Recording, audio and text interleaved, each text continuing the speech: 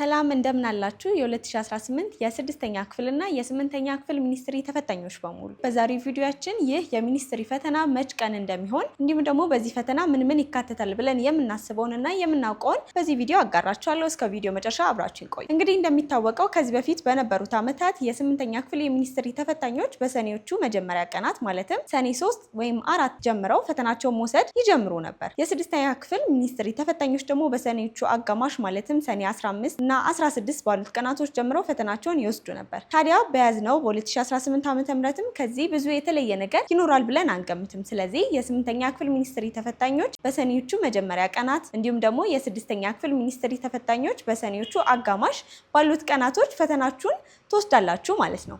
ታዲያ በዚህ ፈተና የሚካተቱት ምንድናቸው ብለን ስናይ ደግሞ እንግሊዘኛ፣ ማቴማቲክስ፣ ኢንቫይሮንመንታል ሳይንስ፣ ሞራል እንዲሁም ደግሞ የአፍ መፍቻ ቋንቋችሁ የ6ኛ ክፍል ሚኒስትሪ ተፈታኞች የምትወስዱ ሲሆን ከላይ የዘረዘርኳቸው እንግሊዘኛ፣ ማትስ፣ ኢንቫይሮንመንታል ሳይንስ እና ሞራል በአፍ መፍቻ ቋንቋችሁ ተተርጉመው በዚህ ፈተና ላይ የሚመጡ ይሆናል ማለት ነው። ወደ 8ኛ ክፍል ሚኒስትሪ ደግሞ ስናልፍ እንግሊዘኛ፣ አማርኛ፣ ማቴማቲክስ፣ ጀነራል ሳይንስ፣ ሶሻል ስተዲ እንዲሁም ደግሞ ሲቲዝንሺፕ በዚህ ፈተና ይካተታሉ። ታዲያ ሚኒስትሪ ትሪክስ እናንተ የሚኒስትሪ ተፈታኞችን ለማገዝ ከዚህ በፊት የወጡ የተለያዩ የሚኒስትሪ ጥያቄዎችን እንዲሁም ሞዴሎችን በቴሌግራም ቻናላችን ላይ በመልቀቅ እናንተ ተማሪዎችን ለማገዝ እየሞከርን ነው። ታዲያ እናንተም ከ5000 በላይ ሰብስክራይበር ያለውን የሚኒስትሪ ትሪክስን የቴሌግራም ቻናል አሁኑኑ ሰርች በማድረግ እና በመቀላቀል ራሳችሁን እስከ ፈተና በደንብ ማዘጋጀት ትችላላችሁ። ተጨማሪም የፈተና ቀናቶች ሲለቀቁ በዚሁ የቴሌግራም ቻናላችን እንዲሁም ደግሞ ዩቲዩብ ቻናላችን ላይ መረጃውን እናሳውቃችኋለን።